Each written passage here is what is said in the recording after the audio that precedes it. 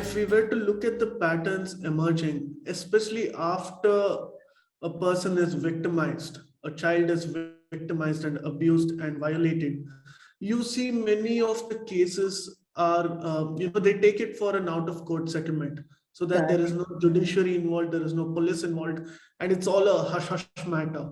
Now, this happens more in India, especially because judiciary in the West and say America or Europe does give some sort of a financial assistance to the poorer sections of the society, but that unfortunately is not still prevalent in India. In that sense, there is an economic angle to this as well. Now, Indian Express about 3 years ago, they published that the church in South India is involved in a lot of land scams, and this is an evident pattern ever since the days of colonialism. So could you share your insights on this, especially about the economic angle behind this? Well, there isn't a whole lot for me to say on this, because this is evident. Land scams are evident, the kind of land holdings that the church has. One has to question is where did the money come from? What is the need to hold such land? What is the need to hold such land, forget in prime areas, but in remote tribal areas as well.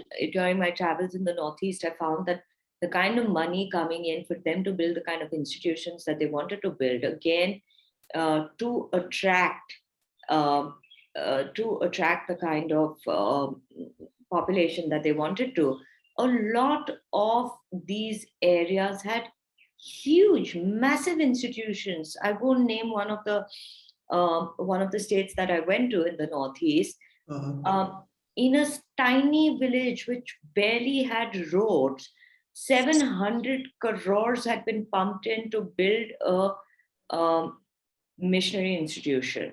And this is tribal land, so I don't understand that in areas like this, where Hindus are not allowed to settle, where they are not allowed to buy land, where they are treated like refugees in their own countries, how is it that these institutions have the kind of lands that they do, that typically is said to be preserved for, yes, these are scheduled areas, So of course, this is a big scam.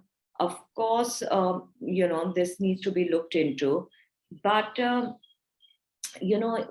the other hand, there's also another problem of a lot of these organizations, like I said earlier, have worked in sort of an organized mafia way, where, and I'm not saying this, particularly towards the church or anything like that. What I'm saying is that organizations have, and these organizations usually have the ability to put pressure as well on locals to be able to surrender their lands on the basis of the kind of power that they wield in that society. So yes, it has multiple level impact. Please remember to subscribe to us and switch on the notifications for this channel. For our other social media links, more content, and to support our work, please visit citti.net. Dhanyavad. Namaskar.